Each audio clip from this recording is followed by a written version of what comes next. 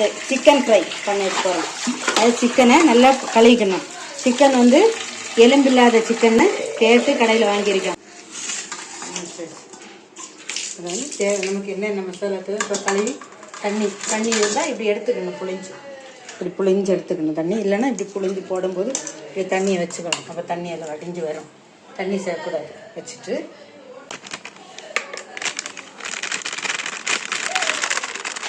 ரெண்டு spoon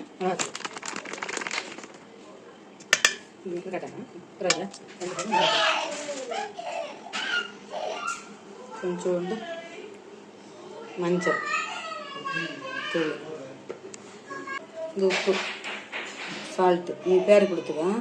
salt தேவை, பட்டை வாசனைக்கு. நாங்கள் தூள் பண்ணி வைக்கணும். இப்போ சும்மா முழுசாக போடுவோம். பட்டை இவ்வளோ போதும். பட்டை, ரெண்டு கிராம்பு, ரெண்டு பட்டை, ஏலக்காய், பட்டை கொஞ்சம் கூட போதும். அவ்வளோதான் பட்டை. இதில் போட்டாச்சு. தயிர் பாருங்க, தயிர் எவ்வளோ, சும்மா கொஞ்சம் தயிர் போதும். ஸ்பூன், ஒரு ஸ்பூன் இஞ்சி பூண்டு,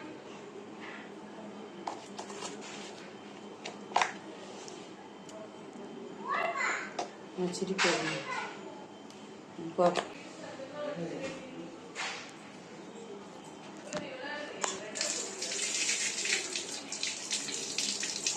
கொஞ்சம் வந்து கருவேப்பிலை,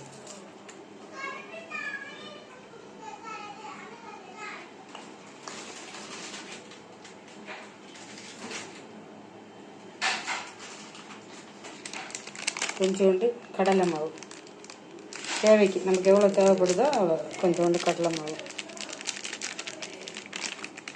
போட்டுட்டு அதை போட்டு வச்சுக்கணும். காற்று புகாத இருக்கும். போட்டு வச்சா கொஞ்சோண்டு கார்ன்ஃப்ளவர் மாவு கொஞ்சோண்டு தேவைக்கு எவ்வளோ போட்டால் 2 ஸ்பூன் போல் போட்டால் போதும். கார்ன்ஃப்ளவர் போட்டாச்சு. இப்போ இதை கிளிப் பண்ணி வச்சுக்கணும்.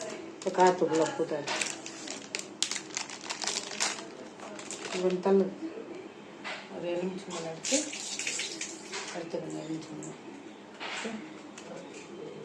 எலுமிச்சம்பழத்தை எடுத்துட்டு வெட்டி அது உள்ள கொட்டை இருக்கும், அதை எடுத்துடணும். அது லாஸ்ட்டில் ஊற்றிக்கலாம். எடுத்து வச்சுக்கணும். இப்போ இந்த கறியில் தண்ணி நிற்கிது. இந்த தண்ணி நம்ம எடுக்கக்கூடாது, தூர வைக்கணும். விட்டு இதை நல்லா இப்படி வரணும். எல்லாம் போட்டுருக்குமா, தண்ணியை சேர்க்கக்கூடாது. எல்லாம் போட்டுட்டு வரணும். எல்லாம் கறியை தூக்கி இப்போ போடணும்.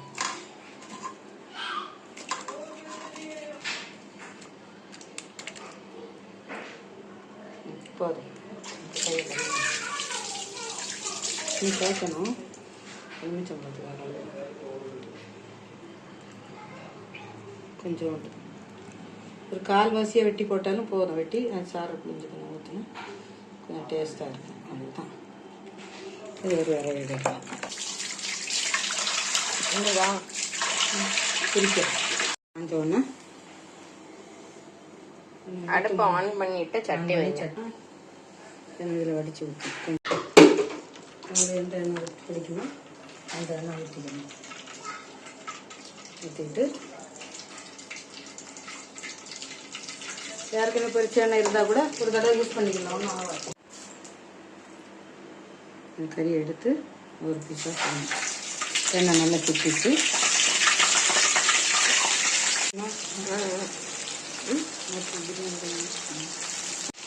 இதை ஃபுல்லாக திருப்பி போட்டாச்சு. திருப்பி ஒரு 5 நிமிஷம் வேக வைக்கணும். மீடியம் ஃப்ளேமில் வைக்கணும். மீடியம் ஃப்ளேமில் நல்லா வெந்தாச்சு.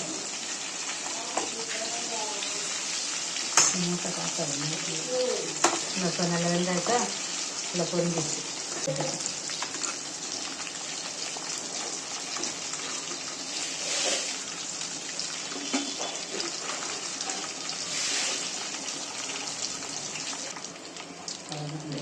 தேவைன்னா 2 வெங்காயம் வெட்டி இதில் போட்டுக்கலாம். ரவுண்டாக அங்கிட்டு சோறு கொண்டு போய் அங்கே போயிடு.